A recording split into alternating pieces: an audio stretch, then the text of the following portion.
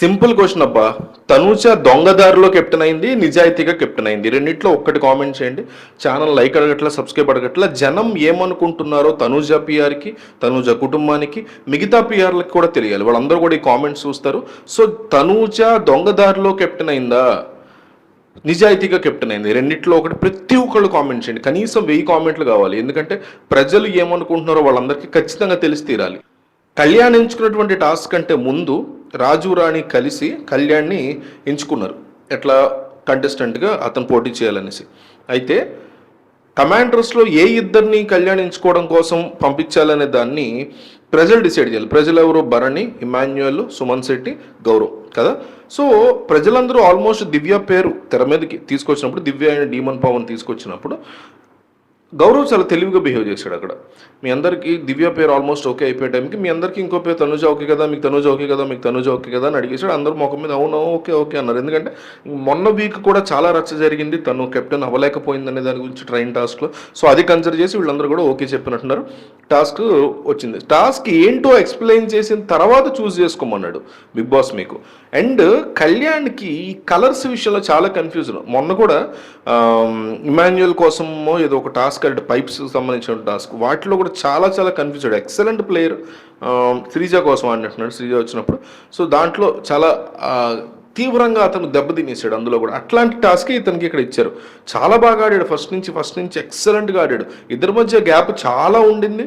ఆ గ్యాప్ను తనూజ దగ్గరికి వచ్చి తగ్గించుకుంటూ వచ్చింది. తనూజను కూడా మెచ్చుకోవాలి. అయితే ఆఖరిలో ఏవైతే ఈ అన్నీ ఒకేసారి ఉండకూడదన్నారో దాని విషయంలో కలర్స్ అండ్ కాంబినేషన్స్ విషయంలో కళ్యాణ్కి చాలా ఇబ్బంది ఉన్నట్టుంది. అది ఇక్కడ క్లియర్ కట్గా మనకు తెలిసిపోయింది. అందువల్ల అతను ఓడిపోయాడు. అతను పర్ఫెక్ట్గా ఆడాడు. ఇది ఒక్కడే సెట్ అయి ఉంటే అతనే వినరు. అసలు ఈరోజు అతనే కెప్టెన్సీ కంటెండర్ కూడా అయ్యేవాడు. సో అట్లాంటిది తీవ్రంగా కళ్యాణ్ దెబ్బతినేశాడు. తనూజ విన్నర్ అయింది. డెఫినెట్లీ మెచ్చుకుంటాం. తనూజ విన్నర్ అవ్వడాన్ని ఎవరైనా సరే అక్కడ ఆ టాస్క్ వరకు ఖచ్చితంగా ఎవరైనా సరే మెచ్చుకోవాల్సింది. తర్వాత నెక్స్ట్ రాజు, ఒక రాజు, ఇద్దరు రాణులు అయ్యారు. ఒక నిఖిల్, రీతు, తనుజ. వీళ్ళ ముగ్గురు మధ్య కెప్టెన్సీ టాస్క్ జరిగింది. ఇది ఒక ఎండ్యూరెన్స్ టాస్క్. ఎవరి యొక్క సపోర్ట్ లేదు, ఎవరి యొక్క మతలబి లేదు, ఎవరి యొక్క కథ లేదు. కంప్లీట్గా స్వశక్తితో చాలా స్ట్రాంగ్గా కష్టపడాలి తప్ప ఇంకోటి లేదు. సో ఎండ్యూరెన్స్ టాస్క్ అంటేనే చాలా కష్టం అనమాట. ముగ్గురికి 3 కత్తులు ఇచ్చారు, 3 కటౌట్లు పెట్టారు. ఆ కటౌట్లకి క్రౌన్లు పెట్టారు. అంటే క్రౌన్ తగిలిచ్చారు ఇట్లా. ఆ క్రౌన్ని కత్తితో గుచ్చి పట్టాలన్నమాట. అంటే చాలా స్ట్రాంగ్గా, తెలివిగా కత్తితో వాళ్ళు బలాన్ని ప్రదర్శించి అక్కడ ఉన్నటువంటి క్రౌన్ మొత్తాన్ని క్రౌన్లో కత్తి పెట్టి ఇట్లే జాగ్రత్తగా ఉంచాలి. ఎంతసేపు ఉంచుతారనేది. కత్తి చాలా బరువైంది పెట్టారు. ఆ కటౌట్కి ఇట్లా హ్యాంగ్ అయ్యి ఇట్లా ఉంటుంది అనమాట.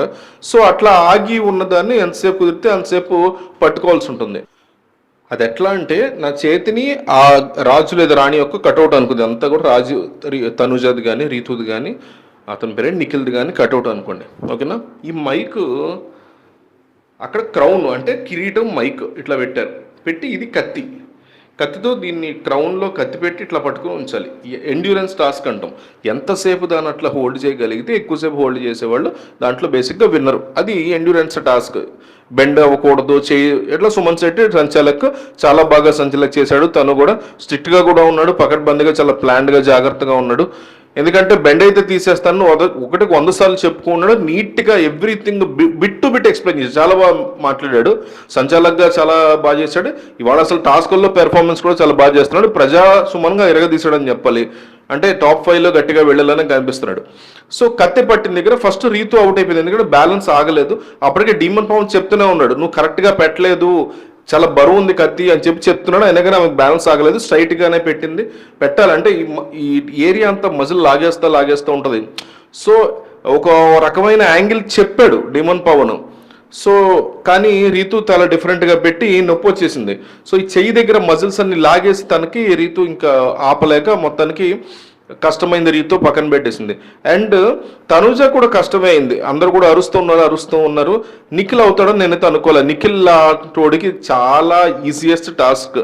అంటే అందరికీ అన్ని స్ట్రాంగ్ కాదు, కొంతమంది కొన్ని నొప్పి ఉంటుంది.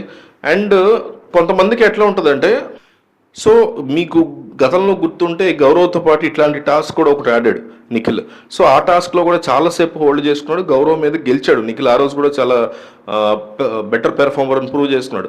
సో అట్లాగా ఇవాళ చాలా ఈజీ టాస్క్ అయిపోతుంది, మనోడు చక్కగా గెలిచేస్తాడు అనుకున్నటువంటి దాంట్లో మరి అతనికి హ్యాండ్కి ఏదైనా పెయిన్ ఉందో ఏమో కానీ అతను ఆ చెయ్యిని వదిలేశాడు, అసలు ఎక్స్పెక్ట్ చేయలే.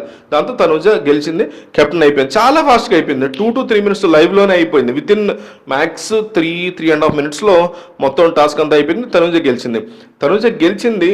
ఆ తర్వాత ఆమెకి ఇచ్చినటువంటి ట్రీట్మెంట్ మాత్రం డెఫినెట్లీ ఏదో కావాలనే బిగ్ బాస్ ఇంత హడావుడి చేశారా, ఇంత ఈ లెవెల్లో ఈమె గెలవడానికి ఎంత బిల్డప్ ఇవ్వాలా అనే ఫీలింగ్. అంటే రాజుల టాస్క్ ఇది ఆబ్వియస్లీ బీబీ కింగ్డమ్ కాబట్టి మీ మహారాణి, ఇప్పుడు దాకా ఉన్నటువంటి యువరాణులు అయితే ఇప్పుడు కెప్టెన్ అటువంటి వాళ్ళు మహారాణులని ఒక పెద్ద చైర్ వేసి, అంటే మరి వీళ్ళిద్దరు గెలిచినా కూడా అట్లాగే చేసేవాళ్ళేమో మేబీ. సో ఆ సింహాసనం మీద మహారాణిని కూర్చోబెట్టి క్రౌన్ పెట్టి ఒక చేతికి ఒక భారీ కటారై అభిస్తారు కదా, కర్రలు ఉంటాయి కదా, అట్లాంటిది ఒకటి పెట్టారు. సరే ఎనీవే, అయితే ఆన్లైన్లో ఉండేటువంటి తనూజ హేటర్స్ యొక్క వాళ్ళ మాట ఏంటంటే నిఖిల్కి ఏదో హ్యాండ్కి ఇష్యూ ఉంది కాబట్టి అట్లాంటిది పెట్టాడు బిగ్ బాస్. రీతు ఎట్లాగో నిలబడలేదు, నిఖిల్కి అంత పెద్ద ఫిజిక్ ఉన్నటువంటి అతనికి చేతికి ఏదో మజిల్ ఇష్యూ ఉంది అతనికి, అందువల్లే కుట్ర చేసి మరీ బిగ్ బాస్ తనూజాని గెలిపించడం కోసం అన్యాయంగా ఇట్లా చేశాడు అనేటువంటి ఆరోపణలు అయితే తనూజ హేటర్స్ చాలా సీరియస్గా చేస్తున్నారు. సో దీని మీద మీ మాట ఏంటి, మీ ఒపీనియన్ ఏంటి అనేది డెఫినెట్లీ కామెంట్ చేయండి.